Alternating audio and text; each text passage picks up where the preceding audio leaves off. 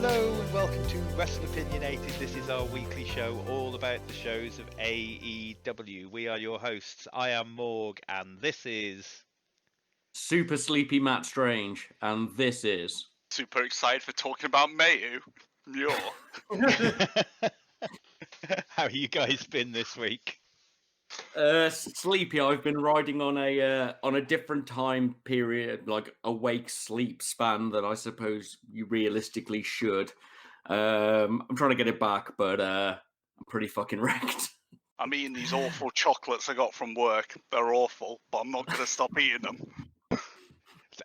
Morg? There is no such thing as bad chocolate. No, there is such a thing as bad chocolate. There is, mate. Trust me.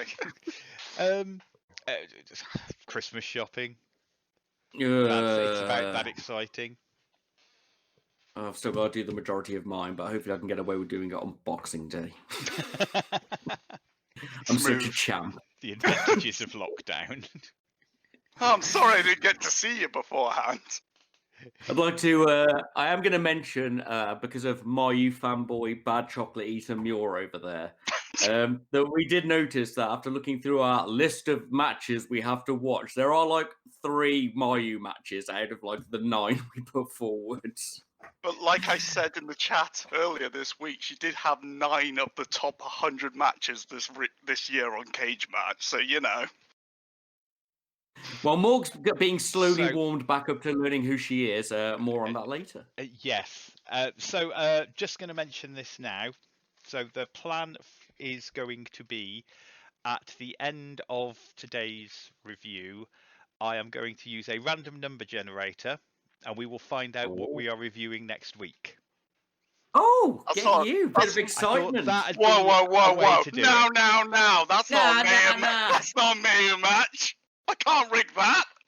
No, it's fair. It's fair. It is completely fair. Look at him go, our mighty leader in chief, sorting us out with a bit of madness. Good Thank work. you, tribal chief. You best take control again. Okay, so guys, this might be the first time you've ever listened to one of our podcasts. That, guys, was meant at them too, by the way, not at our audience. Keep them in line. You may not have listened to one of our podcasts before. This might be the first time, and you would need to know that we have a tier list, which is how we give our scores for BTE and Dark on the whole, for Dynamite on the whole, but for all the matches in Dynamite. Mr. Strange will now explain our tier list in some form or another. Sadly, my exciting sorting of the correct tier list was hindered by the fact that I hate Christmas. So I was going to do a tier list of Christmas films and how that would work forwards, but I could only think of the 3 acceptable Christmas films, and they're all like S tier, which is Gremlins, The Muppets, obviously, and Scrooged. Couldn't you argue The Thing was a Christmas film? Got snow in it. Yeah, I'm with that, but that's a bit like going, Die Hard, you know. No, completely, mate, completely. So sadly, you've now just heard of what I think the acceptable Christmas films are. Everything else is trash tier or below, but we're just going to have a boring tier list from there. Sorry, boys. Right, tier list. You may know it from the internet, from Japanese computer games, from the Japanese school system originally. Our lowest rank we give out, unless we're being facetious, is a D. A D rank match is a shitty match. There's not enough story, the wrestling's not there, it's a pointless squash, you just don't care. D rank match. Not quite sure how I rhymed all that, but fair play to me. Moving up from there, we've got a C rank match. This is what we expect to be the average match. This means it's good. Maybe not eyes on the screen all the time good, but, you know, solid wrestling. Enough reason for the match to happen. Maybe the wrestling's a bit weaker and the story's just phenomenal. Maybe it goes a bit the other way. We've got a bit of a seesaw, but a C is what you should expect from a good, standard match. You've enjoyed it. Rocking up to there, we get a little bit better, the B. Get a couple of B matches a show normally. You've got heart, you've got story, you've got wrestling. Once again, could seesaw a bit, but it's, you know, match plus. It's Scorpio Sky versus Sean Spears. Just match plus. Off they go. They're very good at wrestling. Little bit of story. Nice. Normally, top of the month is an A rank match. A rank match has everything. You care about it going in and out. You watch it all the way through. Sure, it's not quite top of the media level, but it's it's going to fucking stick with you, and you get some of your best storytelling ending in an A-rank match. Top of the card is S, Superior, Sugoi, Superb. S-rank matches, which we will be reviewing later, with one example, one that I love, have everything. It's just a fucking phenomenal showpiece. It concludes or builds a story. The wrestling is great. You send gifts of it to your mates and bully new wrestling watchers to watch the matches. It's just that thing which will stand out for the year and hopefully longer. Your Hell in the Cell with The Undertaker and Mankind. Your Shawn Michaels versus Hogan. Your top tier shit. So that's the tier list. D, shitty. C, good. B, very good. A, great. S, phenomenal. Like the film Gremlins, which is awesome. Thank you very much. Now it's time for the news this week, and AEW had a really good, got good numbers this week. I believe it's one of their highest. They completely beat Raw this week through all the key demos, through all the hours. So it's the first time they've done that. It's time. The big boys are rising up. Do you think it's time for them to move to Monday nights? No, not at all. Remember what it happened to TNA where they just got fucking annihilated. What night is Impact on? Is it Tuesday? Tuesday, Impact yes. is Tuesday. And Dubs have anything on Tuesday? It doesn't go head to head with anything, and I don't think AEW needs to go head to head with. It's whether is it worth them actually going head to head with Raw? It doesn't matter. Wherever they move their show to, they'll move NXT to, because it's all about counter programming to lower the amount of wrestling not on the USA Network. It's playing not for denial of points. Yes, exactly that. That's all NXT's counter booking is for. It's just to deny them more money, because if there was another show being paid very little compared to what WWE is, getting the same numbers as WWE, then, the USA Network would be like, why are we paying you this money for this? Get out, Vince. Get out. You can't get rid of him. No, you can't. His mom's still alive. He ain't going anywhere. She's a lich. It was on the conspiracy. I know she's a lich. You don't need to tell me. Right, anyway. Moving swiftly on. The other piece of AEW news, which we will cover later, more on that later, is Brandy Rhodes is pregnant. Hooray! Yeah. Actually, congratulations fantastic news. All jokes aside. Women's division. Sorry, not putting a joke. Putting the joke aside, yeah, congrats to them. They're great news. A wonderful looking couple. They seem happy. Hooray! More Rhodeses. Not Dustin down the don't ranks. worry. The usual cynicism will probably return soon. I'm holding back my darkest joke. I need to, actually, while we're in news, because she's a featured favourite of this channel. Morg, do you mind TLC spoilers? No. Right. Guess who came back last night and won the tag team belts with Asuka? Your favourite, Charlotte Flair. Instantly back in with a belt. Why are we here? You can't stop her. She's too powerful. This would be Charlotte Flair that has actually got backstage heat for the NXT run she had. But she'll go straight back in with a belt. But I mean, as much as there is a lot of bullshit politicking in wrestling, and particularly in the WWE and a selection of other things, it's not always fair to give the wrestlers the heat. I mean, they don't get to make the final decision. No, but she did get her NXT run was completely because she complained that she hadn't had enough runs, mate. Yeah. Oh, really? This is why she actually has heat, and then she lost it in a three-way where she didn't take the pin, so she took the Rio way out, mate. Yeah, she didn't even put over. I believe it was Io that won it. It was Io, yeah. How is she more like Hogan than her dad? I mean, yeah. Her dad, known for putting people over. Yeah. No. Oh well. So there you go. Normal services resumed. We are back to bashing on Charlotte Flair. Hooray! Moving on, it's that time of the week when Mr. Strange will choose a piece of social media that he thinks you should go and check out, or possibly have a rib on this time. Yes, my friend.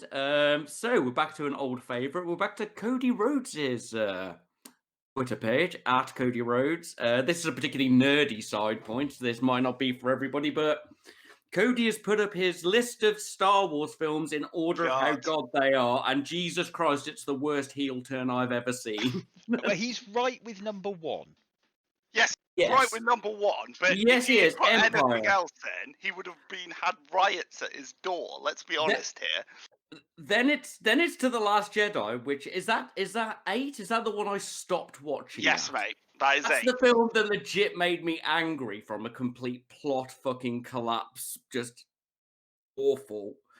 I mean, then he's got prequels and sequels. A New Hope's only at 6. I'll give him Mando at 7. That seems popular. And cartoons and things. He put fucking Rogue One at the bottom, below Phantom Menace and Solo. Bald, I don't like Rogue One, but it is a better film, arguably, than any of the prequels. Let's be honest here. If you like Star Wars and you like Kelly's Heroes, you can like Rogue One. Yeah, exactly. It's not a great plot, but you know. I think I know what the problem is, though. He's got terrible taste. He's a heel. No, he's a Star Trek fan. He has owned up to the fact he is a Star Trek nerd. Therefore, he just hasn't got a clue about Star Wars movies. We know he doesn't have a clue, Morg. Hit the watch hours.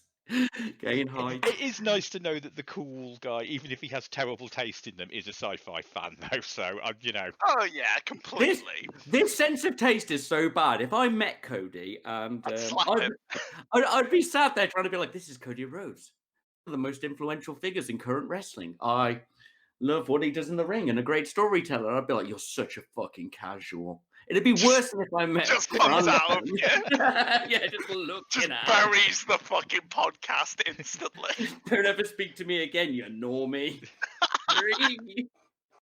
Get off my street.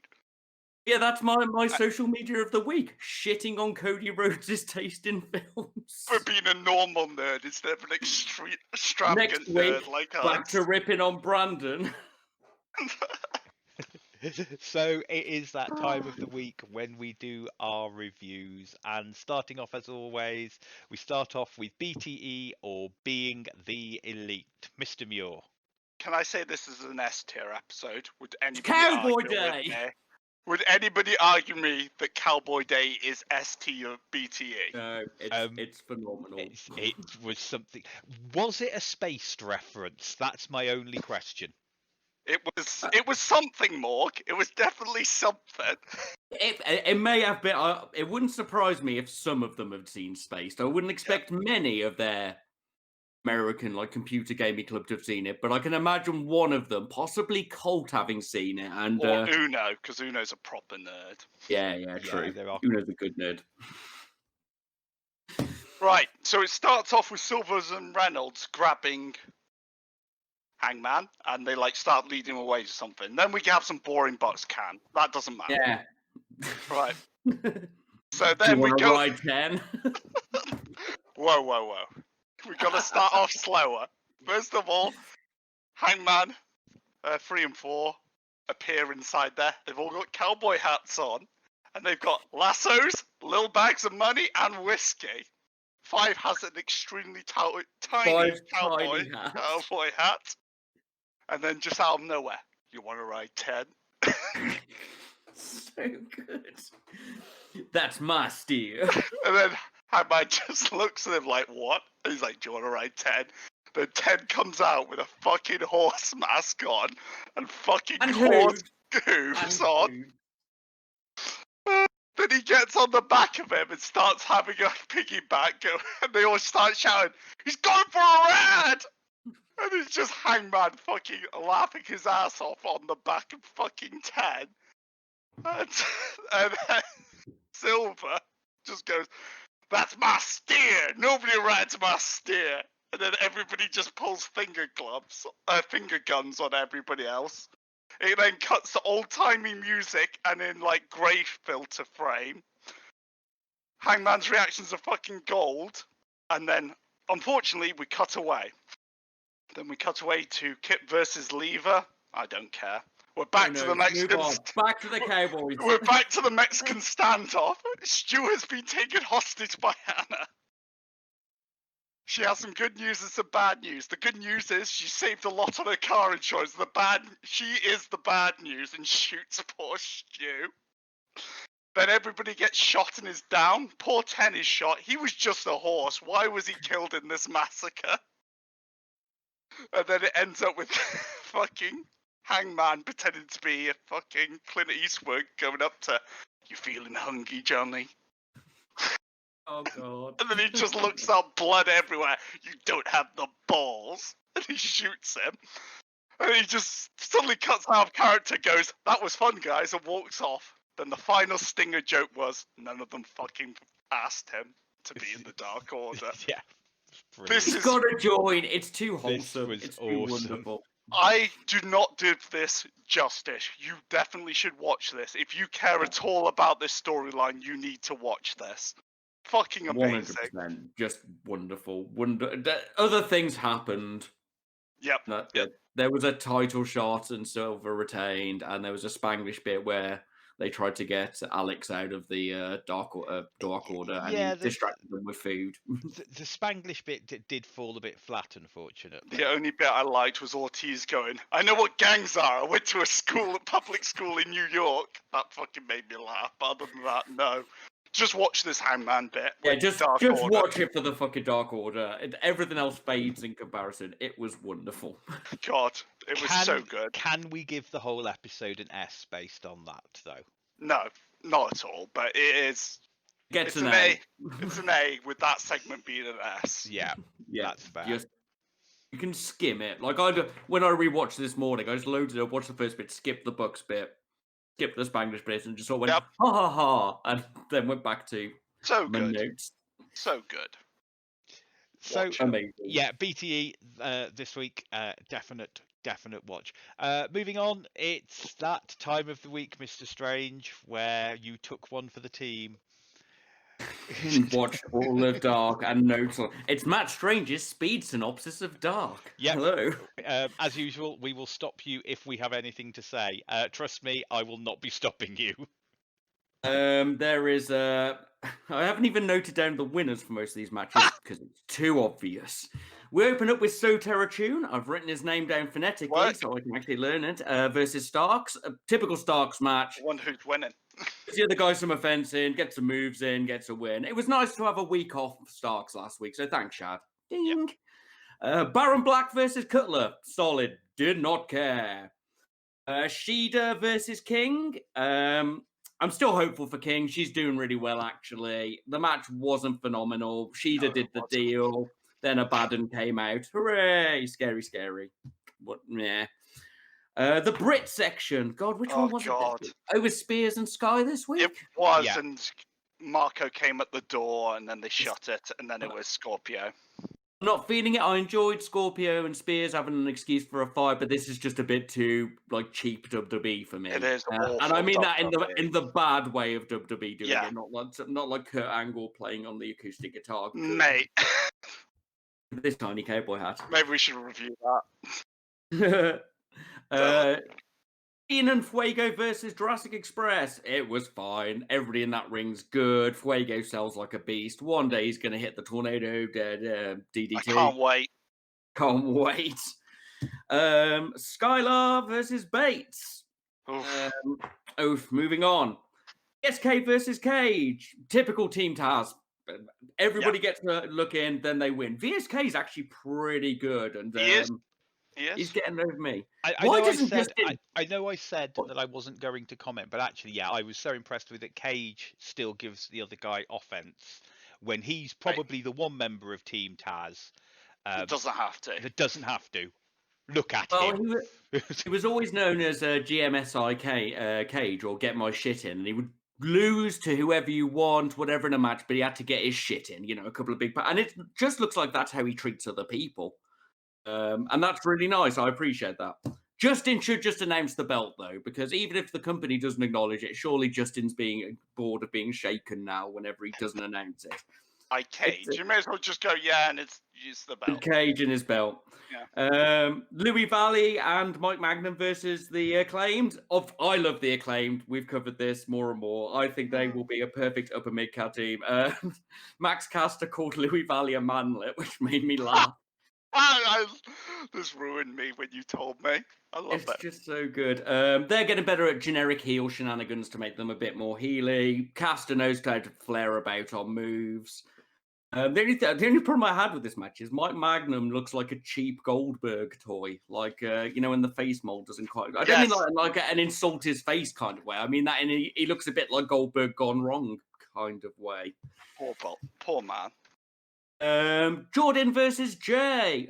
Strong start actually. This was all right. The book spot could probably be left out. Jordan at one point literally walked over to get the book and then just got kicked in the face. It was completely unnecessary. Jordan's getting real fucking strong. Some of the powery moves she pulled off and stuff. It was solid if short, but I think we go back to that old days where we saw all the good women's wrestling on Dark, or at least the experimental women's wrestling. Yes, which is nice. Then we get into one of my recommendations of the evening. The Dark Order OGs, Stu and Uno versus Bear Country. Bear Johnson and Bear Boulder. I love the sound of these guys. I'm so sad I haven't watched this yet. I love them already, just from the moment they came out. And obviously the blessed Dark Order put them over, made them look like beasts. They probably had to chop them down and stuff. Uno retreated and dirty fighting. It was just an indie match. And we got a gorilla press, and I always pop for a gorilla press. I think they're fucking wicked.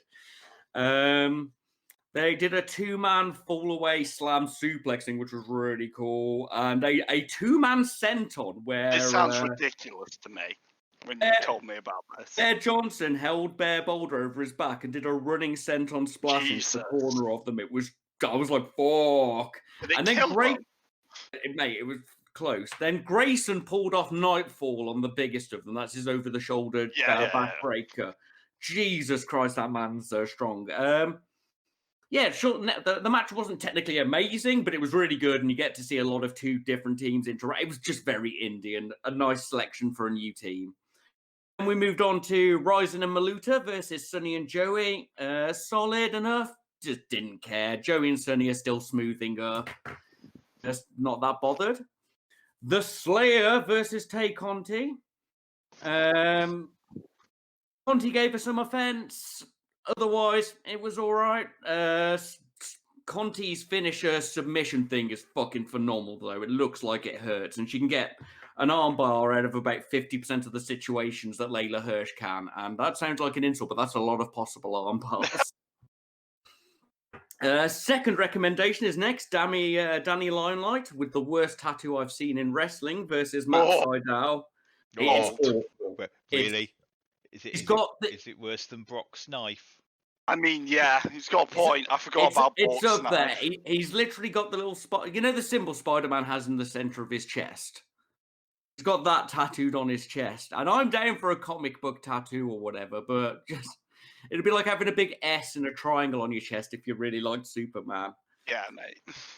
Otherwise, this match was just great. It was just good, smooth, fun, cruiserweight, flipping. Sydal's standing Mariposa is fucking ludicrous. Limelight's Cazadora into a trip combo was really unique. Just a really good flippy, more not super flippy, but flippy combined with that like Japanese ring style indie match. Loved it.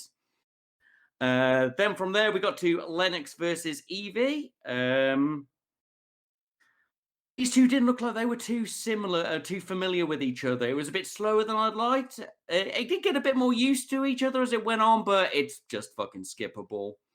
And we finished with Chaos Project versus the Best Friends, and not the best indie one. Like I love the Best Friends, and I'm quite amused by Chaos Project, and I don't think this was either their best match.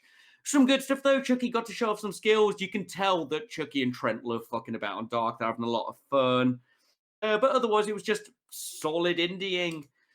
Overall, I'd give the show pretty much like a low C. I don't think you really need to bother watching it, but I would watch the Dark Order OGs versus Bear Country and Sydal versus Limelight. Those are two standout good shows, good matches, but everything else was just sort of, oh, give me it's all right.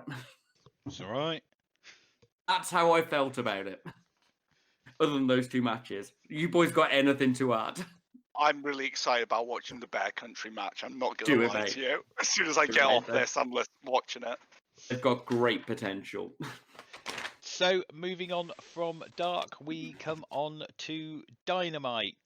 Dynamite opens, JR Excalibur and Shivani on commentary, and we start off with Hangman with Alex Reynolds and John Silver versus Matt Hardy and Private Party. Hardy steals the pin after Private Party hit the gin and juice. What did you guys think of the match, and what score did you give it? I know I'm more positive about this match than Nick is, so I don't know if you want to go first with criticisms.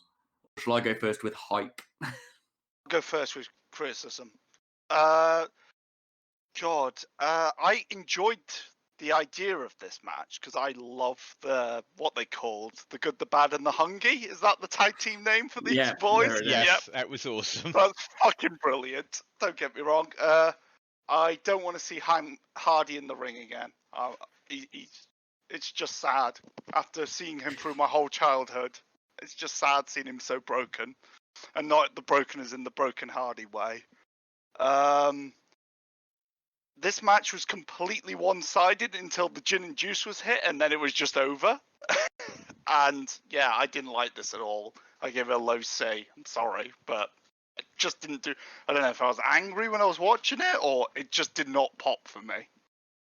That's fine. I actually quite like this match. The entrance of the Good, the Bad, and the Hungry made me great. laugh.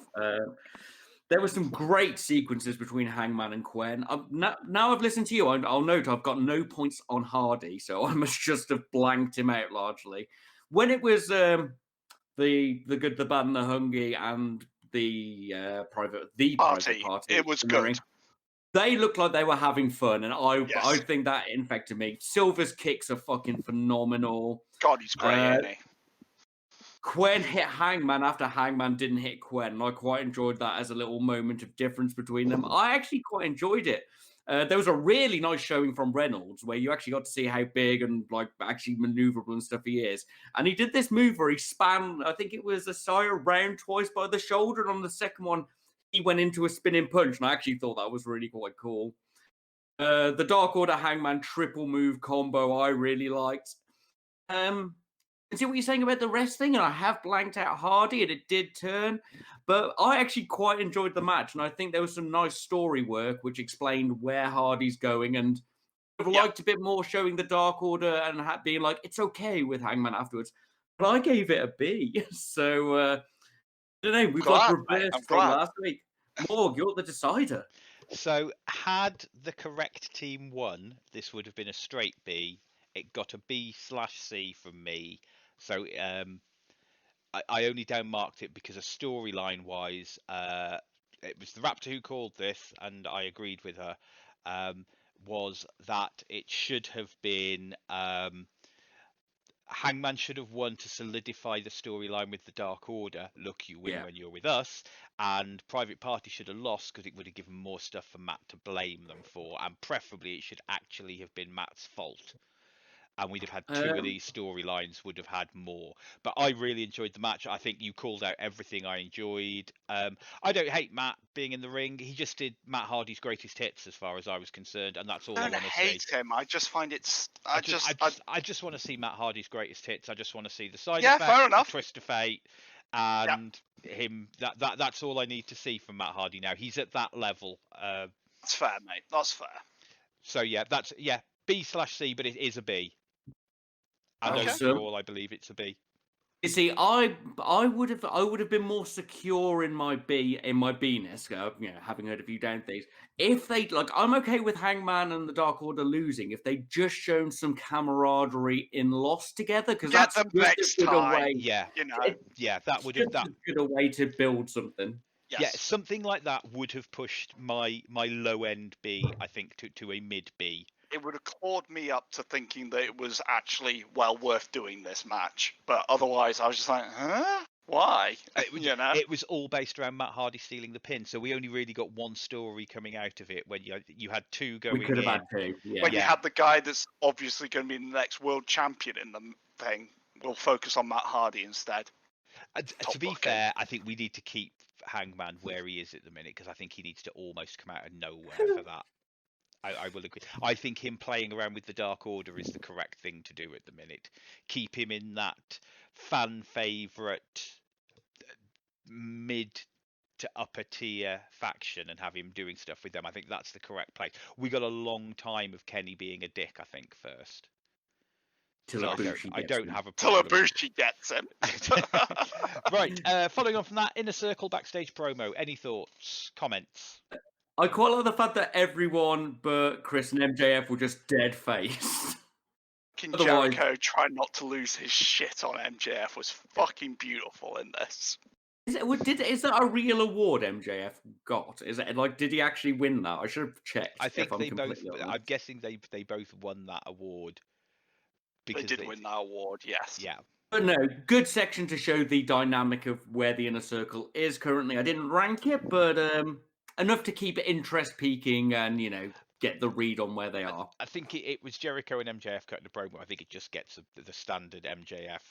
Yeah. Right. It gets a B. I think we should start putting the Bs down for these. Following on from that, it was a Cody and Brandy video segment announcing the new baby. What did you guys think? Did you give it a rank? I have one note, which is what Ruth said to me when it began, which was just, why are they wearing shoes indoors? There's two things I'd like to say. It's S tier because Brandy's going to be out of stories for a year. And it should have been bronze boots for the reference to Dusty, who always won the bronze boot in the bunkhouse brawl matches. Should have been two little bronze booties in the thing. If she's not out though, what if? No, I can't do that. I can't make the Snitsky joke. Oh no! Jesus Christ, Strange! Fucking hell! Right. Sorry for swearing. Anyway, it was lovely. It's lovely. No, it's really nice. Yeah. I didn't rank it, but me and the Raptor are not baby people. No, me neither. But I thought it was a really nice way. It was a nice way to tell the fans, and it was a nice little. It added a little bit of story. Wholesome. It was. Thank you. That's the word I was looking for. Moving on from that, Cody with Arn Anderson versus Angelico with Jack Evans. Cody wins with the Cody Cutter. What did you guys think of the match, and what score did you give it? This was actually all right. I didn't have particularly high hopes for this, as I don't really see what they were against each other, but they're both really solid wrestlers, and I think Angelico's buffing up a bit, actually. Yeah. And for a lot of the match, it was Cody just outskilling Angelico, and I quite liked that. They were very close, but Cody just had a bit of an edge. I didn't feel like Angelico was having the shit kicked out of him. Then Jack Evans realised he hadn't taken a bump today, so he threw himself at Arn. Jack Evans, Jack. I love him so much. I didn't mind him selling like that for Arn because it's Arn, and it's probably the chance to to sell for one of these real sort of legends. I thought that was brilliant. And it was over the top in the right way. It wasn't like Shawn Michaels selling for Hogan, but it was kind of I don't hear was as well, if you know what I mean. It was very oversold, but it was kind of oversold in the right way. Otherwise, the match was a little bit slower than my taste, but it's solid. I gave it a C. Just, good wrestling. Hooray. I'd like to see Angelico in a singles match. He hasn't jumped off Dario Cueto's office in a while, so I'm kind of sad. But, More on that later. But yeah, this was a solid match. Nice to see THQ, TH2, on TV. And I really enjoyed this. It was a good solid C. Yeah, C/B. I thought Angelico's submission style fitted better with Cody's style than it has with other people. Whereas I think we expect them to be a high flying team, And Angelico Yeah, has got the well, submission easy. thing, and I think coming up with someone like Cody, and that worked really well. Cody C+, can wrestle anyone. Yeah.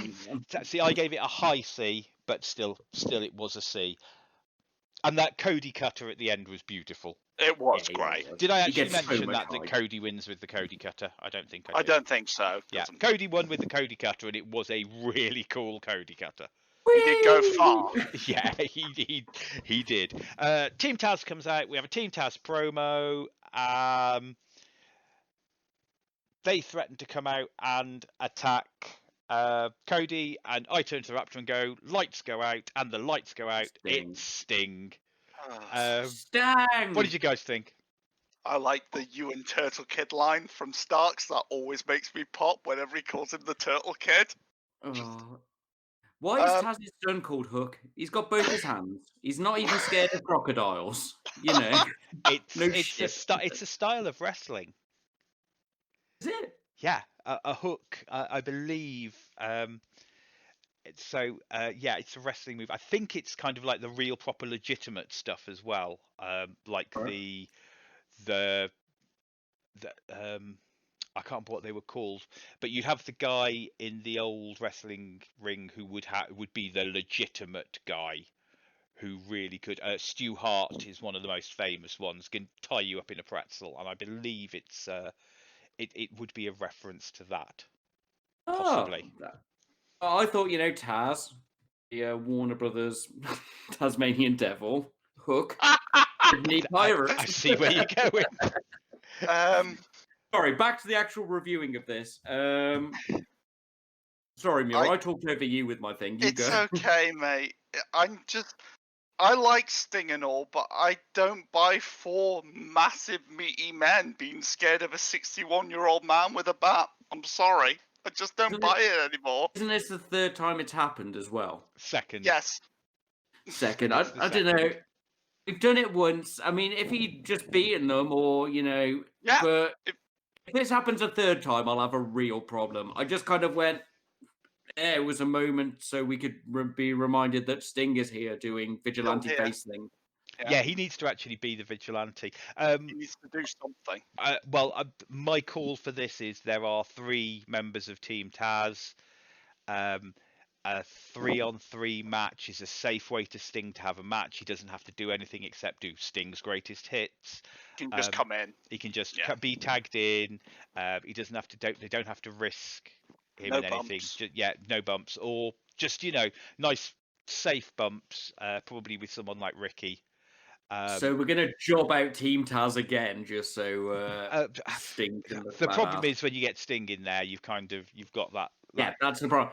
Team Taz is becoming Disney villains. They're becoming like they want to catch the pigeon. They have thrown themselves at Cody and Darby over and over again and just been slapped down. Now Sting's thrown up, and they're going to throw themselves up. And there's no way you can have Sting lose in this initial feud. No, you can't. It's like Taz is like fucking Dick Dastardly. And he's got fucking cages Muttley. It's all right because at the end of it, Cody will turn heel and you'll be happy. Well, I just want some. I don't need a face to turn heel for the heel to then win. I could just have one of the heels we have win. I'm tired of that can't happen. All faces winning, so I'd best turn heel so the heels can win. Brilliant, just fucking dump another load of factions into the mouth of the Rhodes family. Right, moving on. Miro backstage promo. Any thoughts? We finally gonna get the fucking stag do for the best man. Like it's only been 6 months. No real thoughts. It didn't really do a lot for me, if I'm honest. Yeah. Didn't do anything for me. It's setting up for Miro Day, which is Christmas Day, because that is his birthday, I believe, if I remember correctly. Lucky bastard. Yeah. Following on from that, Eddie Kingston in-ring promo. Lance Archer comes out. Butcher and Blade attack Lance. Death Triangle for the save. Thoughts, opinions, ranking? I'd like to point out that Eddie's first top enemy is God. He did state this. Him and Vince McMahon. Versus God. I can't wait. Ruth was pretty sure that Eddie was wearing what we were wearing when we met him, and when I looked at it, I was like, he was wearing like a t-shirt and hoodie with joggers on. I love him. I'll bust you up. He's just fucking great. And then Lance just instantly bodied him. There was no, yeah, come on, Lance. Lance just annihilates him. Yeah. And then Pac and Lance almost sizing off. Because they want to both beat Eddie up. Yeah, this is my new fave stable. If we have Pac and if we have Lance and Death Triangle for a bit with Jake to do some weird stuff, this could be the greatest thing in the world for me. I'd be like, this is the best ever. I didn't actually rank it, but I really enjoyed this, and I'm tempted to give it like a high B, just because I love everybody involved. I loved Lance looked like a beast. Eddie still looked like Eddie. Pac and Lance didn't get on, so you had a lot of character maintenance. I really enjoyed it. I gave it a B. I thought it was really, really good. I enjoyed this a lot. I think this was one of the better segments on the show. Oh, shitty tweener heels, yeah. Yes, mate. No, shitty tweener faces. I'm sorry, guys. It got an A from me. Oh, Yeah, I'm liking. Let's push it up, boys. I'm liking Lance as this not baby face, but protagonist against shit talking Eddie. Really, but what is the one thing I have been saying I have wanted on AEW for ages? Monster face. Yeah, and Lance, he's got those lovely lips. They are beautiful, though. And he's got that theme song that sounds a bit like Bon Jovi. I really enjoyed this. I like the idea of this bunch of tweener faces just will beat you up. And I liked the interactions with Pac and Lance, and are they on the same page? Weren't they? And no, you're not beating him up. No, I'm beating him up. And then Eddie's there, and they were just like, yeah, all right, well, we'll both beat him up. Yeah, I really enjoyed this. I was really good. I'm almost tempted to round this up to an A with the support of Mr. Muir. Oh, wicked, we're doing it, boys. Oh, shitty tweeners. Oh. Yeah. My asshole gene is tingling. And they're like proper tweeners as well. More about that later. Yeah. Then it was a Dustin Rhodes backstage promo. D. The void stare. I just wrote the void stares back. I want to know which of the roads he thinks is more important than. That's what I want to know, because he says he's not the third most important road. So I want to know in this family hierarchy where he stands. I really wanted him to do the Raptors joke, which was that he was now going to be the fourth most important. I would really, that would have been good. So Dustin Rhodes to make that little bit of self-deferential humour. That would have been absolutely great. It would have helped him a lot as a character and made him, actually slightly likable. Remember that feud from 6 months ago? I remember that feud, and I'm going to take down all of you because I remember that thing that we stopped months back. Brilliant. And we won. He's blatantly cool. I'm going to go beat that faction you've already beaten, Dustin. You look really cool. Orange Cassidy comes out, joins commentary. Wasn't even like that. It was brilliant. Best Friends and Varsity Blondes and Top Flight versus the Inner Circle. Inner Circle win as MJF makes the pin after Hager hits the F10. I haven't explained that very well. Hager hits the F10 and then MJF asks for the tag in and has the tag in to make the pin. What did you guys think of the match? What score did you give it? The Hollywood Blondes music is awful. And I hate it. I love it. It's so sleazy. It's great. They need to go back to having Motley Crue shout at the devil as their entrance music. Yeah. You're probably right. I hate Guns N' Roses. I quite like Motley Crue. Well, the 12-man clusterfuck. Jericho put over Pillman like shit. Yes. I've just got like a series of notes on this, to be honest. It was a bit of a weird one. Griff's ascended hip toss looks brilliant for a random move. And then Trent ate shit for duration, and I got a bit bored during that run. And I know you put Trent in because he's one of the most, on the experience to still physical health levels, he's probably one of the the highest tier in there. And it went on for quite a while. But then we got some more cool stuff. We had the Top Flight, Darius and Ortiz, great sequence together. That was really good, wasn't it? Yeah. Fucking Trent selling his arm injury like he was Daniel Day-Lewis doing his fucking single arm Sorry. moves and stuff. Mate, all of it. He did a single arm fucking T-bar suplex just out of Great, nowhere. wasn't it? Griff had a phenomenal sequence near the end where he got to fucking run roughshod. Who did the standing Spanish fly? Because I've just got my notes that standing Spanish fly was great, and I can't remember who did it. I think it was one of the Top Flight. Yeah, no, one of the Top Flight does the standing it Spanish was fly. because I remember turning to the Raptor and going, I do like a Spanish fly. I love a Spanish fly. The Especially when it's bounced off the ropes. Mwah. Yes. The only two downsides I have from this was that F10 was fucking awful. Mate, God, it looked like it killed him. Yeah. And don't bury Pillman by calling him fucking Edge, you stupid old man, JR. Please let him be his own person. Did he call him Edge? Yeah, he said he. Go on, Muir. He said he reminds him of Adam Copeland, which is Edge, as far as I remember. Surely he should be reminding you of a different famous wrestler. It's If only there was a wrestler this man looked like and had a similar name. To be fair, he doesn't look like his dad at all. No, I don't he doesn't. think he does look more like Edge. Beard. I think it's a double. It's a can't win either way for that kind of thing, because you liken somebody. He didn't say Edge. He specifically said Adam Copeland, so it was very much for the smarter fans, inverted commas, to kind of go. I'm not a and it's a fan, come on. and it's a compliment to him, Okay, but at the same time, it's also, like you say, you've got the problem is you don't want to be the next Stone Cold. You want to be the next Moxley. Yes, exactly. You want to be the first Moxley, for example. Also, I want to shout out to my main man, ITV. We got a shout out in this one. Yay! ITV. JR and his love for it. Hey, we got a shout out to Fight TV as well. Picture in picture. Overall, yeah, I think this was good, but there was a lot of dullness. I don't think I can realistically give it more than like a mid to high C. But that's often the way with clusterfuck matches, especially when you have to buy time in the middle for the commercial break. That's where I sat on it. I think it was good fun, though. I enjoyed this, and we got a lot of nice high spots from the new lads out of it. I think it was good at putting them over, but still, it's a C. Yeah, it's a C. It was a good high spot. Pretty much, Muir has just taken the words out of my mouth.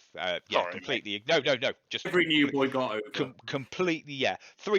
Bunch of new guys got shown to have good moments with a bunch of good vets, and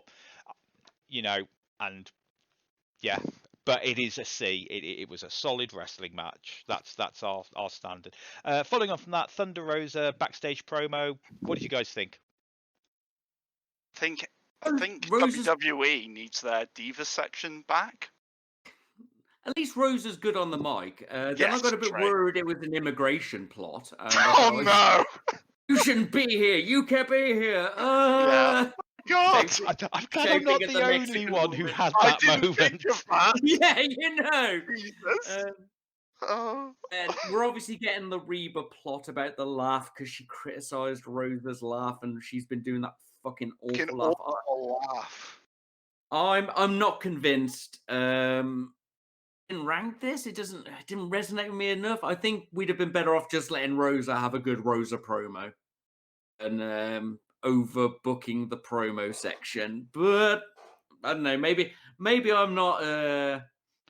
I think the problem. I think the problem was what should have actually happened is Britt should have come out and should have thrown Reba at Rosa to get away, and that would have been much better heel heat than what they did, which just felt a bit flat to me. I like Rosa.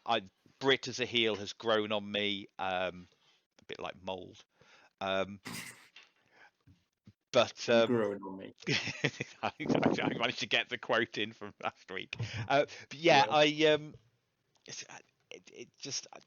didn't like that beat down. I don't think it did Rosa any favors. I think you're better off making her look legitimately legitimately badass. She's another one on my list of people who's allowed to not be scared of Abaddon. Yeah, I'm her with you. and Statlander, and I've removed Swole from the list. Good. Yeah, but her and Statlander just because she doesn't understand that a band She is has supposed to be completely scary. no understanding. Yeah, and Thunder Rosa because it's Thunder fucking Rosa, and she looks like she could legitimately tear you apart. Moving on from that, great. SCU, Chris Daniels and Kazarian versus the Acclaimed. Acclaimed win. Thoughts on the match, and what rank did you give it? I've missed Christopher Daniels talking shit at the start of matches and just being like cuddly dad man. That was quite wholesome. The dad It's a bit like faction. It's a bit like the wholesome Will Smith rapping from Family Guy. Don't forget to call your mom. Stuff like that. Then the Acclaim come out, and I love their speaker. I want one of those. I'm glad that they've worked it into a prop that can get used in the match. Yes. Which we'll cover in a moment. I obviously love them and their heel shit talking, and they made a standard kitchen joke asking Kaz how his back was from all the carrying, Oh, and then I said love that. his hair plugs had taken. Brilliant. Then Kaz gave him shit back, and Which Kaz is didn't give a beautiful. fuck. He didn't get. Kaz doesn't care about the swearing rules on the TV show, No, does he? don't, mate. Yeah, He's right, just throw it straight in. down. You're allowed to say shit now, I think. Yeah, a few times. Kaz got all their swears in one go. Brilliant. Anger problems, mate. He's got anger problems. Match was solid. Kaz did eat a lot of shit in the match, don't get me wrong, and that bragged a bit. As much as I love everybody involved.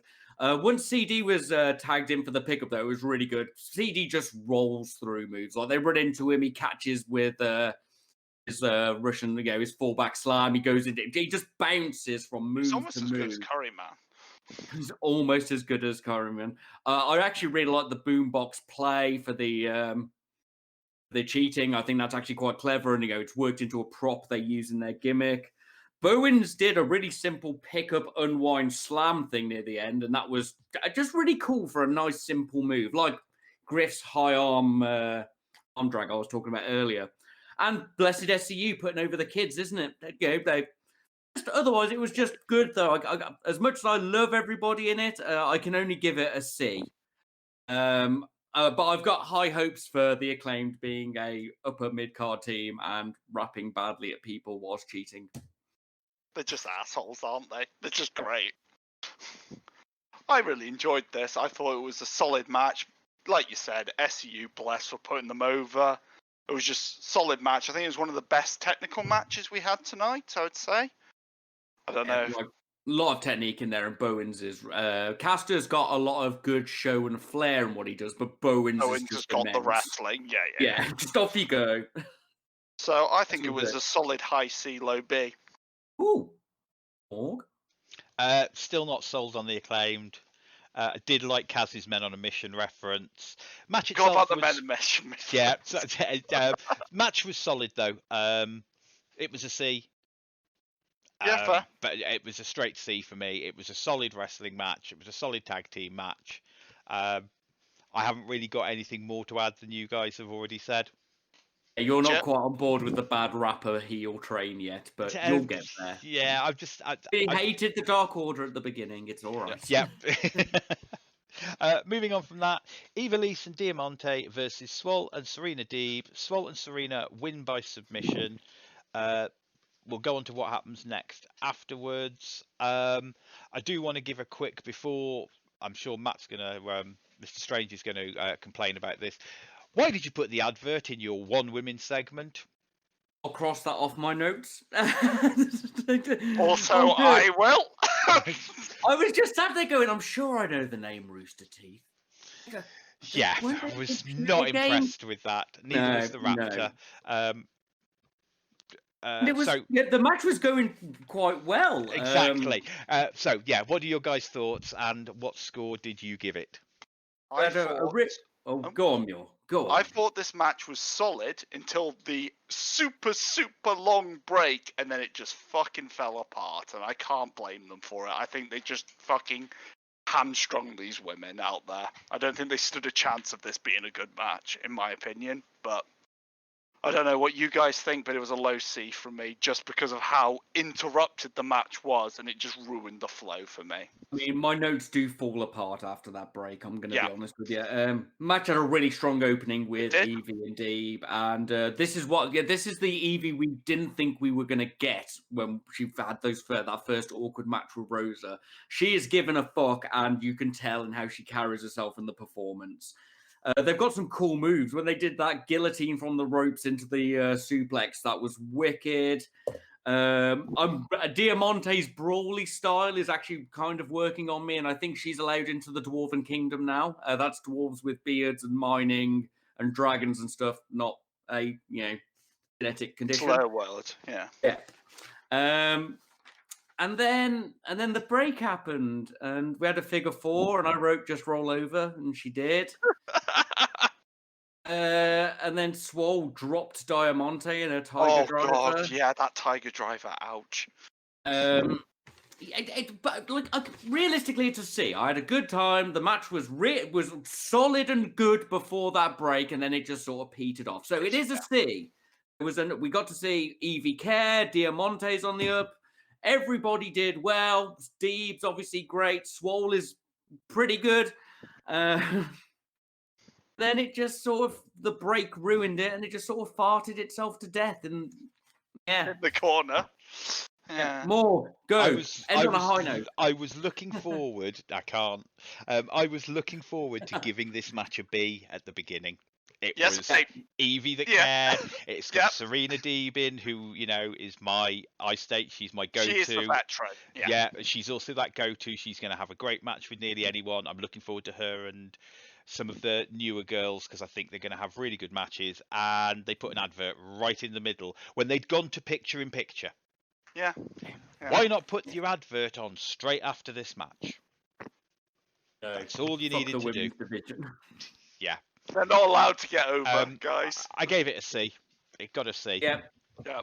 It just could have been a B. Just don't cut them out. I expect a slower bit in the commercials with some rest holds and some stuff. Don't get me wrong. I'm adjusting to that. Don't just fucking kill it.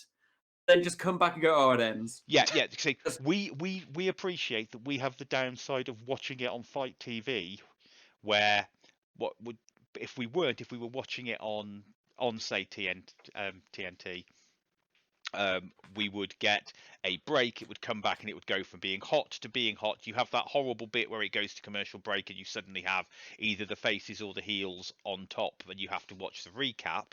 But that's usually all right. We're kind of conditioned to that. We are used to watching it on Fight TV. We understand that they have got to have that sort of the calm down period. It's usually the heel beat down. Doesn't affect every match we watch, but don't put an advert in the middle of the match. Your one women's section. Yeah, and especially not in your one women's section. So, following on from that, Nyla comes out, attacks the faces from behind. Red Velvet for the save. Yeah, it's fine. Red Velvet here to save the women's division. Quite literally. Yeah, I love her. Brandy's pregnant, so they've just moved the story over. That looks. That's what I was thinking. They'll move the story over to Red Velvet. Her protege, inverted commas. Don't have a problem with that. I think that's a good move. Fucking just love great. Her. Yeah, she's great. I just want to see her have a match against someone that can actually go, because she's mostly been on Dark. Yeah, she needs to. Well, she needs some matches against some heels. She needs a match against Evie and Diamante. Yeah, because she needs some wins, and she needs some wins against good heels. And we need Evie that cares, not because we know Evie can't win, and she needs to go in with. We need Evie that cares to want to put this girl over. So you've got a new top face. Anyway, but yeah, moving on from that, Best Friends promo. Thoughts? You ruined his life. I love Trent. Life ruined. Our gimmick is being shitlords. I I didn't rank this because this is what I love about the Best Friends. I love this indie meta. We're not really doing a promo malarkey. Chuck tries too hard. Trent doesn't try at all. So I didn't rank it. Obviously, I loved it. They're my favourites. They are just fantastic. It just made me laugh. Like, how do you ruin OC's life? Like he even cared about the ring You've in the ruined his first life. place. Fucking ruined me. I see. It got to be from me, but because of that line, because you went back to explaining Orange Cassidy's character yeah, without, Yeah. because we all know that he does care, but he doesn't. Yep. just fucking brilliant. I love it. Following on from that, we had a quick FTR promo. I know you guys will have hated it. I quite liked it, but what were your thoughts? I just wrote down, "Oh, cool, FTR." So excited to see them. Fear the Revelation. I just give them back a truck or something. They need a flair. Give them a Ric Flair, and they should have had MJF, and they'll be a bit more exciting. Yep. It's rough and tumble. It's like that promo at the end of the other one where Eddie ran out at the end and went, and we were like, Jesus. It just felt a bit like that. Or give them Where a did it come scream from? and let Tully speak. Yeah, It's the best of them. Right. Like you said, they need a flair. They need a Ric Flair at the front. Like all the rest of them can speak. Don't get me wrong. The Four Horsemen all got their bit, but you need that Ric Flair at the front just to give them that little bit of an oomph. You know. So it's time, guys. Oh, God. I only have My one note- note about this match. I have a very sad note about this match. Can and I it's the write? Can I score. say my one note? Let me do my quick Could bit. Morg go with the official announcement? Yeah. Joey Janela versus Kenny Omega with Don Callis in a no DQ match, and it was Janela with Sonny Kiss. Kenny wins with the one-winged angel. Over to you guys. Got one Do you note. want to give me your one note then? Awful. Thank you. I actually have notes as they go, Yeah, as me usual. too. I loved Kenny's intro. I love his intros. So good. Ruth noted that heel Kenny has eyebrows, something he's only recently gained. I've got two compliments. Okay, the first one comes here. That Kotaro Crusher into the chair was wicked. It looked fucking cool, properly over and down. Yes. And then the mics came out. And the match sort of just stopped. And Joey Janela, famous hardcore man who's known for taking beatings, was just dead. Highlight during this moment was Don Callis helping destroy the pace of the match. When he said nobody kicked out of it, Tony Schiavone did say Ibushi on the mics. So that pleased me. At least I think it was Schiavone. Then it was just broken and disjointed. Then I noted a big oof when Kenny's face went through that table. Jesus. No. But otherwise, the match was weak. The mics were weird. It's a D from me, dog. It was just. I can't believe that, and I said this to the Raptor at the end of it, that I have just given Kenny Omega a D. Yeah, mate. Just. What was that? It was the only good bit came at the end. Yeah, we'll get to that in a moment. Mr. Muir, what's your score for it? I'm thinking I know it. It's definitely a D. Like, but as I was explaining it earlier, it's like having your fucking Thanos come out and have him go fucking 10 minutes with some Z-list Marvel character. I don't know Marvel well enough to say which is the worst character, but that's how it felt. It's like, why didn't Kenny just put Joey away? As much as I like Joey Janela sometimes, he's not a high-stated character in the world of wrestling, is he? You know, Kenny Omega shouldn't be going 10 minutes with They him. shouldn't have had time for it to go. They made the comment that he'd had a no DQ match with Joey, which I will point out was a really good match. Yeah, Yes, that it was was. really good. That was that Kenny should have come out, should have been V-Trigger, one-winged angel. Yeah. Or gets a surprisingly close match as And Joey goes hardcore. We'd have given it a D squash, which means it doesn't count on the ranks. It would have got a D squash, and it would have been a good one because we'd have also probably said, well, that was really a segment to make Kenny look strong. Whereas it was meant to be a segment to make Kenny look strong, but just felt It looked awful. and didn't all work. the momentum was gone. Then, hallelujah, the Kenny. savior, the savior happens. Pac comes out, cuts a promo about how Phoenix was never defeated in the number one contenders tournament. Callis cuts him off to say wrestlers can't make matches. Pac uses that old classic, well, I've been out the back and I've already spoken. to Tony. to Tony, and it's set for next week. And Kenny sells it beautifully. Death Triangle for the saviors of this. I also like that Pac was like, I've got beef with you, but this ain't about me today. I'll get back to you later, but this is about my mates this time. Yeah. I really like that. Which made them look like, again, it adds even more to that. Their faction is solid. Yes, mate. I thought it was brilliant. This was great. This bumped it. There was that big nosedive and then that little nice bump at the end to bring me back up. Just would have been nice if this had come after a match where Kenny had this asshole fight, which had, I assume, felt how they intended it to be received. In our alternate universe, this match happened and Kenny hit 3 V-triggers and then the One-Winged Angel. Yeah. Callis could have had the mic and he would have just called it. He just gone V-trigger, V-trigger, V-trigger, One-Winged Angel, and would have, and then they could have still done the microphone bit. And then Pac comes out and Kenny sells Phoenix. So overall, we got an A, a B, a D, and 4 Cs. think it's a C rank show, boys. I think it's a good. C rank. Yeah, that feels right. Also, like the hype we were hoping for, like we've got new Kenny, we've got all this rising stuff. It just didn't quite deliver on promises it's been making. Here's Sting to do the same thing he did last time.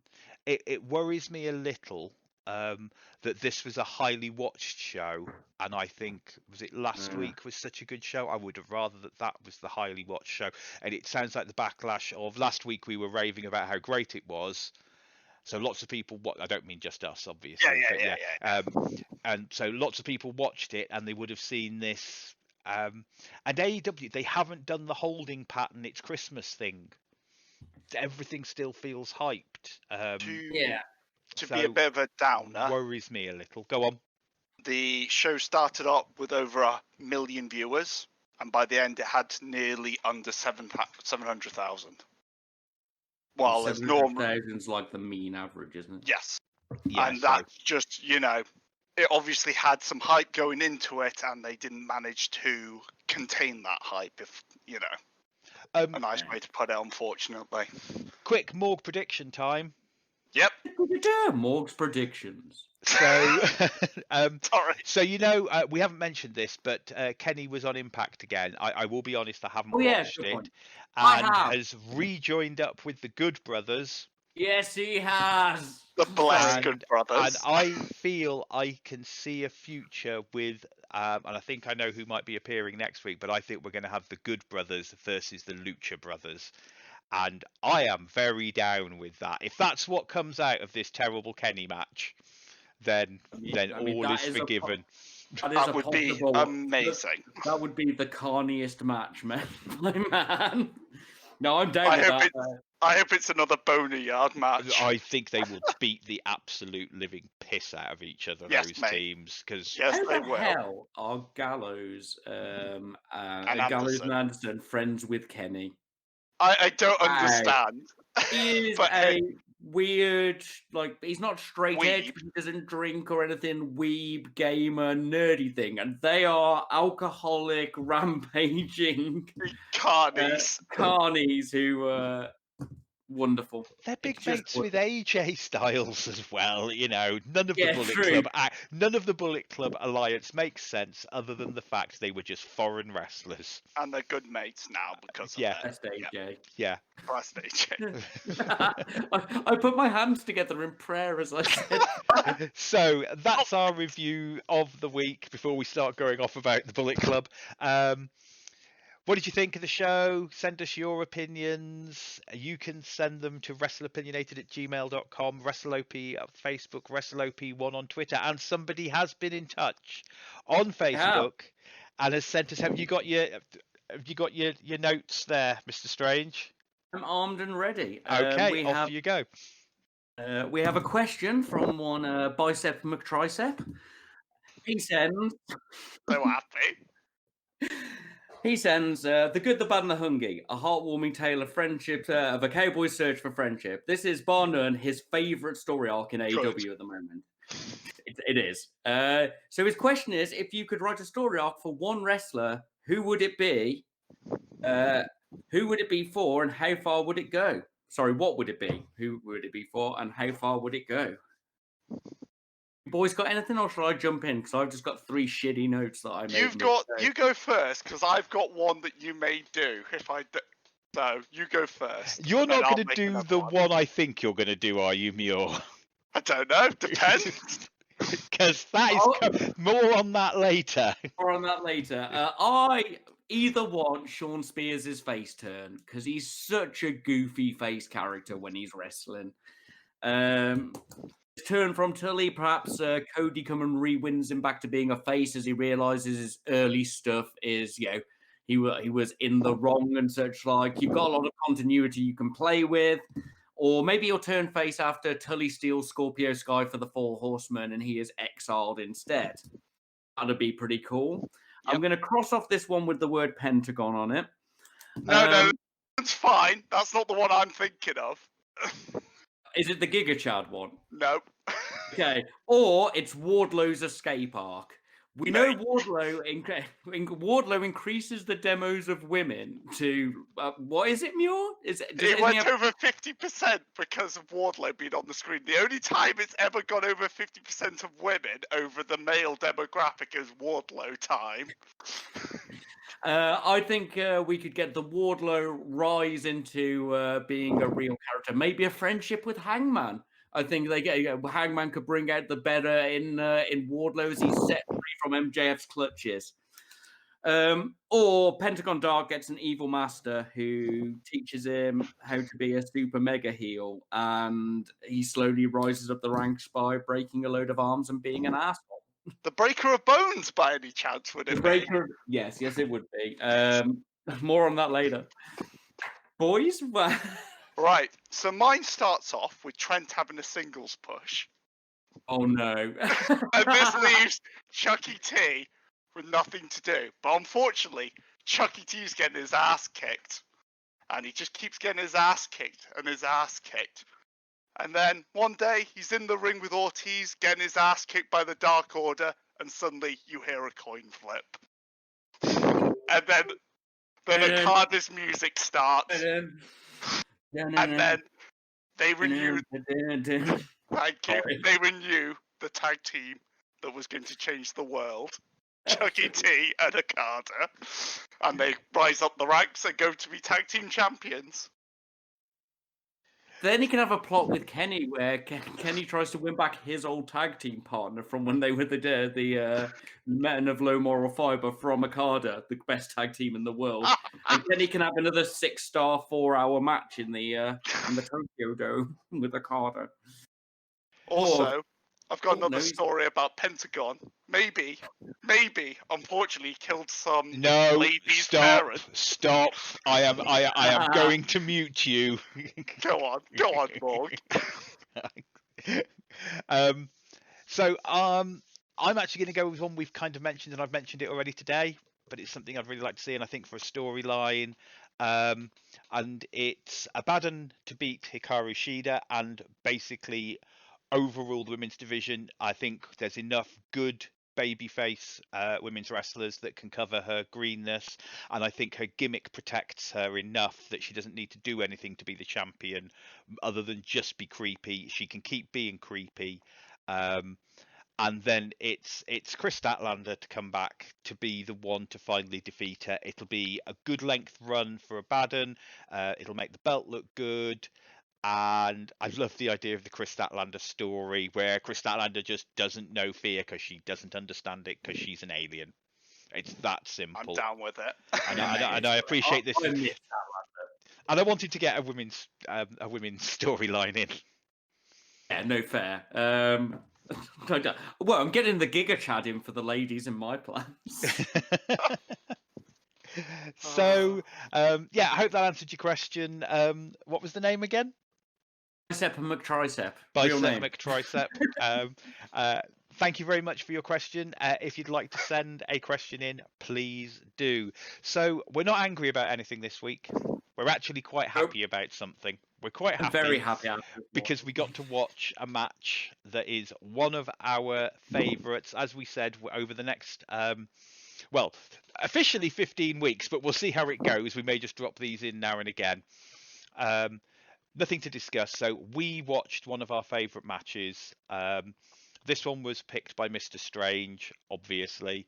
Love it. You're going to have to give. I'm going to put you on the spot a bit here, Mr. Strange, because I meant to warn you this in the production meeting that I was going to do this, but I forgot.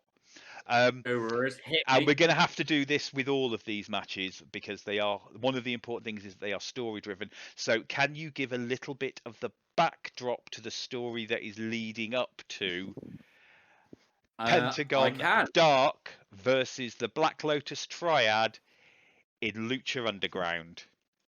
Boy, can I? Well, conveniently, I'll be putting the link for the YouTube video with wherever this is put. It actually has a bit of the catch-up story at the start of it, which is nice. So, in the world of Lucha Underground, we live in a more fictitious universe. Wrestling is something that just happens in secret clubs. There are gangs of luchadors who ride Roam the around getting into streets. fights. There are gods and lizard people, and it's just fucking fantastic. So, in this plot, we have, I forget the name of it, we have an evil Japanese lady. She's called Who Black Lotus, mate. That's her name. Yeah, She's she just was Black Black Lotus. Black Lotus is looking for the man who killed her father, Correct. who was presumably some kind of evil Yakuza ninja man. Most During the plot, she finds out, or is led to believe, it is one wrestler known as El Dragon Azteca Jr. originally. And she pursues him in a matter of different ways of trying to take him down. But eventually, Azteca Jr. finds out it is, in fact, the greatest character in all of professional wrestling behind Dario Cueto and Vince, the third best wrestling character ever, Pentagon Dark, who is a weird Satanist ninja skeleton man. Yeah. Correct. The skull-faced ninja, I believe they refer to him as. Pentagon's basic role in Lucha Underground is to roam around being an asshole, breaking people's arms. He has no goal beyond really being an asshole and want to be the biggest badass in the planet. And having no fear. No fear. He's arguably not the biggest villain of the piece, God, but I believe he did kill Black Lotus's father. So this comes out, and the Black Lotus Triad, the Black Lotus hires the triad. three sexy Asian lady assassins, which Penta must fight in order before fighting their leader at the end. 4 of them in a row in one night. Correct. And it's wonderful. This match contains Joshis that I now follow and keep an eye on actively that I didn't even know the names of back then. Because it's a good 4 years ago. Yeah, I believe.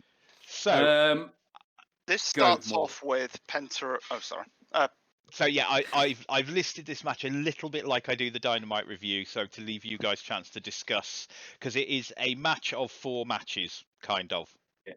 I was just going to go over the bit with Penta and Vampiro beforehand. Yeah, go on. Yeah, the next bit of the story. That he's walking to the ring, that Vampiro's Penta's old master, and the line is just, some days you always have to pay for your sins, as he's walking past him, as he's going to the ring to enter this match, which I thought was pimp. Vampiro is brilliant at the beginning of this, where he will not talk to Matt Striker, the other commentator. So we have Matt Striker and Vampiro on commentary. Vampiro will not talk to him. Matt Striker keeps trying to get his opinion, and he doesn't give an opinion. It's really good. My opening line on this is, I miss Melissa Santos. I do too. A lot of my first comments are, I miss. Striker, I miss. Yeah, but I very much... the AEW guy, she is the female version of, and I'm having of Justin Roberts. Yeah. They are my 2 favourite, and I really like Justin Roberts. They are my 2 favourite ring announcers. The way that she is the female version of he is the male version of her. The way they can do that massive introduction, they are so good. So it opens up with Doku, who some of you may know as Kairi Sane. We're just going to use their famous names for this, if that's Yeah. okay. And Pentagon wins by ref stoppage after the arm breaker. What did you guys think of match part 1? And feel free to wax lyrical about your favourite match. God, I missed Pentagon's entrance. I missed that little bit of music as he walks down all cockily doing the hand gesture. I fucking love that. I miss the entire atmosphere of the temple. Like that small controlled crowd properly makes it feel like a little fight club, and it's wonderful. The ECW arena. Yes, yeah, mate. exactly, mate. It's that feel. I love the fact that Matt Stryker is trying to suggest that Penta is in some way not a fan favourite, and that people chanting Zero Miedro is them chanting it at him. No, he is totally a fan favourite. You actually hear the crowd switch and change during this match, during the whole match. So over. It's wonderful. Yeah, he was in no way the heel going into this match. No, he was not. And to be fair, he wasn't the heel going into this match. This was his face turn. Weirdly. Just him. Yeah, just it's just wonderful. I love it. The opening. This is just power versus momentum. Is Kairi versus Penta. Some great brutal drop kicks and super kicks. First drop kick to fucking Zayn, and she just goes flying. It's just like, mate. Welcome to Stardom. I did want to just put a quick rider on this whole match for people thinking of watching it. If you are one of those people that finds male on female violence in wrestling uncomfortable, you are not going to we have no problem. We've discussed it before, why we have no problem, women and men are treated equally, especially in Lucha Underground. But if you are one of the people that does find that uncomfortable, this is not the match for you. If you don't want to watch a 16-stone Mexican man drop kick an 8-stone Joshi in the face, do not watch this match. It's just wonderful. We get Kairi's elbow drops, then we get the Kairi elbow drop catch into the arm break. It's the shortest of them. But this one is more, as I said, momentum versus power. The only bad thing about this entire match is Vampiro going on about the monk and the warrior for no apparent reason. But it's also brilliant. It is. It's awful, but it sort of fits in. You are right. Yeah, it's also brilliant. I'll fight anyone that says Kairi Sane does not have the best elbow drop in the business. I'll fight anyone. I will be backing Mr. Muir up. Yep. This match is absolutely great, and I also love that it never feels like Penta's just dominating this. He catches her and then snaps her arm instantly in a fluid-like sort of motion that he just got the upper hand for 5 seconds and just broke her arm. And I thought that was fantastic. At all in these, So moving on from that, Penta then cuts a promo. I just want to say I will break all their arms, lads. I prefer letting him talk in Spanish and having subtitles because he's that good a promo. The subtitles, that you get the passion, you understand it. I don't understand the language. The subtitles do not hurt the fact, and this is something that I would suggest to anyone, Vince, anyone, for God's sake, stop having Oscar cut promos in Japanese and not putting subtitles on. She's that good a promo. The subtitles. The subtitles. It does not hurt the passion from the promo. It really helps. So then we have Yurei, which is Mayu. Yep. And Penta wins by stoppage after the arm breaker. This is my first proper interaction with a wrestler who I know is one of your two's big favourites. Mm-hmm. She's the one who had the feud with Kagetsu I keep going on about. Yes, I believe we're going to be watching more of her matches later.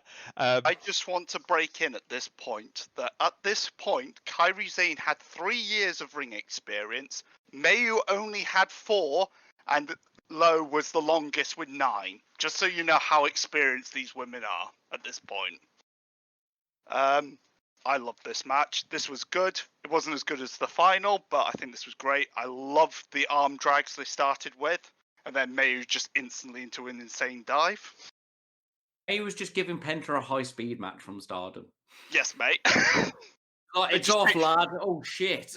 They just kick fuck out of each other. I miss this Penta so much. It had phenomenal limb work. It did have probably the weakest spot of the match, which is the bell spot, which is, if I had to give a criticism, it would be that.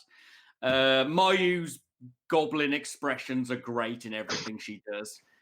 With the rolling of the R's. Yeah. Oh, yeah, no, she went full Kagetsu in this. Yes, mate, she did.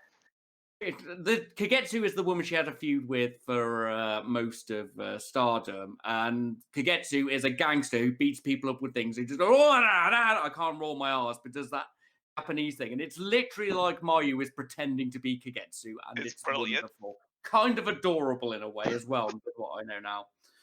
And the finish with how he takes her out with the catch into the package pile driver is perfect. Like, had the beautiful Hurricanrana she did, and she pulled off the double stomp on him, which isn't as impressive against a massive man with armor plating on his chest, but you know, it was really well done. Nah, that package driver catch was beautiful. And then just a bit so wonderful, just Penta finally being able to do it on somebody who weighs 1/3 of his own weight. Yay! Morg. What do you think of this? Yeah, this is just awesome. This is just this was Mayu on top for most of the match as well, which was great. So you started to see that it was being a bit of a drag. It was just wearing him down. It was great. That catch into the package pile driver. Can you do me the chef kiss noise, please, Mr. Strange? It was a thing of beauty. This is just an absolute phenomenal match in itself. I mean, we'd have been giving this an A, high B at the least, without everything else going on, if we just put these two in a ring. So following on from that, Hitokiri, otherwise known as Io Shirai, one of my absolute favourite wrestlers, one of the 4 wrestlers who I own a t-shirt of. Hitokiri wins with the Destroyer and beats him. What do you want to say about this match? I've missed chair bowling. Yes, man. They both ate shit. Yeah. Chair bowling. I've missed chair bowling. Chair bowling is the best. It's so brutal. We should probably explain what chair bowling is, because it's very Lucha Underground. Okay, so in Lucha Underground, the front line of the crowd sit on chairs. Not like wrestling chairs. No, these are wooden chairs. These are wooden folding chairs. And what the wrestlers in Lucha Underground like to do is grab another wrestler, run them as fast as they can at the chairs, and then throw them into them. Whilst the crowd tries to move, and it's just brutal. And Lowe takes a couple of fucking bad chair bowls in this, but so does Penta. No one's safe. No one's safe from being hit into the floor when the padding's pulled up either. It's full Japan head kicks. The best move in the match is in this, and it's the Penta drop kick to Io as she's doing the handspring off the ropes. Mate. It's fucking brutal, and it looks immense. We get a rope choke, which is a standard in Stardom. Being choked by something in a Stardom match by a heel. Yeah. Fucking brutal. They used everything. They chewed that scenery like Shakespearean actors in Broadway. It was most wicked. Importantly, my next thing I miss is in this match. I miss Dario Cueto's office for people to jump off. Yes, mate. That's literally my next line. The office leap. This is phenomenal. I didn't even hate the Canadian Destroyer, because back then I didn't hate them. No. And it was a finish. It's a finish. And this blows the paradigm out of the water. If he'd made it to the 4th one and lost, I'd have said the paradigm was broken. Taking him out at 3 is brilliant. Just not what happens, is it? Don't get- also loved the line, she could be the future ex-Miss Vampiro. That fucking ruined me from Max Strider. Yeah. that's- And then Black Lotus just walking down and like kicking him on the floor. That was just beautiful. Oh, this was his fantastic. comeuppance. He looks so pathetic at the end when Yeah. he's like, deny it. And then fucking Aztec. It's a wonderful full episode. It's a story told through 3 acts with a selection of characters who act in a different set of styles with a paradigm-changing end. It's wonderful. Because then we have the 4th match, which is Black Lotus herself, and Black Lotus uses the cross-arm breaker to break Pentagon's arm. Yes. Oh. Now this bit isn't really a match, so I don't know. Can we discuss anything about this? No, I just love the way she was just kicking him before it started. Yeah. Like, are you even alive? Do I need to even bother? It's just And then It is beautiful. the death and reconstruction of the hero. We've Yeah. hit the bottom then- of that arc, and it was a wonderful walk. And then Azteca returns. Yep. Dragon Azteca returns and uses the arm breaker to break Pentagon's other arm. Yep. And that was the end of the show. The end of the match. I can't say the end of the show because something. If you were a Lucha Underground fan, something really cool happened afterwards on one of their little segments. It's Jeff Cobb, but yeah, no, it's not part of the bit we're going through. As I said, this just has everything. I've always said that luchador versus strong style is the best combo of wrestling for me. That mix of strikes to brutality to ludicrous over-the-top flippiness. Yeah. Whereas for the most comedy part of this, the luchador in question is the more strong style wrestler out of all of the ones there. And the Joshis are the more luchador style, but they've still got those strong style blows. It feels like a fight. It doesn't feel like he dominates anyone, but after each one, he acts like he has. And then he gets fucking bodied, and it's wicked. In just one moment takes him out, and he's humiliated, and the character is knocked back down to that point so we can watch him be rebuilt again. It's fantastic in story. Everyone on it is a star now. Yeah, it's when he's basically going, haha, I've won at the end of the Kairi Sane match. Then after the Mayo match, he's sort of like on the floor going, oh shit, there's still 2 more to come. And then he's just dominated by the end of Low, which is just fucking fantastic, you know. Anything to say more? It's just an absolutely phenomenal match. Yeah, it is. It's the first of our Lucha Underground reviews that will happen. It's the thing that got me into actually caring about Joshi wrestling and made me go out and actually look for it, this match. For me, it was the most interesting thing was I can't remember when I watched this whether it was. I can't remember whether Kairi Sane and Io Shirai had both. I think Sane had.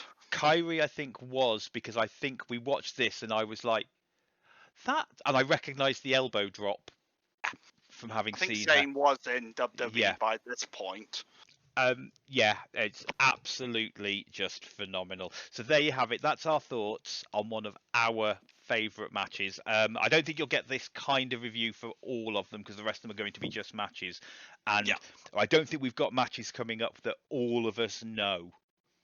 With the possible exception of actually number 14, Pac versus Kenny Ironman, I think is the only one I can think of that I can guarantee. Oh no, and Macho versus Steamboat that we all already know. So it's that time for me to generate a random number and find out what are we watching. Oh, it's one of mine. Oh, what we got? It's number 13. It's Sasha versus Bayley from NXT. I will get you the exact NXT takeover that it is. It was so close to being Punk versus Cena. So yeah, it's Sasha versus Bayley. It'll be the one where Bayley wins the title. That will be what we will be reviewing next week. I'm excited to watch some NXT. Yeah. So there you have it. That's our show for the week. I'd like to thank Anchor.fm M for hosting the podcast. You can find us at Wrestleopinionated on YouTube, Wrestleopinionated on Anchor.fm, and Wrestleopinionated on Spotify. Mr. Muir, over to you. Thank you again for watching, listening or watching, depending on what you're doing. If you'd like to send us in anything, please go to wrestleopinionated@gmail.com, WrestleOP on Facebook, or WrestleOP1 on Twitter. Over to you, Strange. Yeah, cheers for listening. We really do appreciate it. Please, I'm trying to do it less cynical than I normally do it. No, do it more cynical. More cynical. If you are watching on now, I can't do it again. If you're watching on YouTube, please click like, subscribe. There's a bell thing. I have to say all of these things, or the algorithm doesn't pick you up as well. Would you believe? But whatever you're listening or watching on, we appreciate it.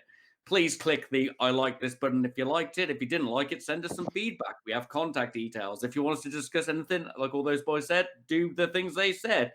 Cheers for listening. Pass this on to your mates who like wrestling. Back to you, Morg. And all that's left to be said is goodbye and good night.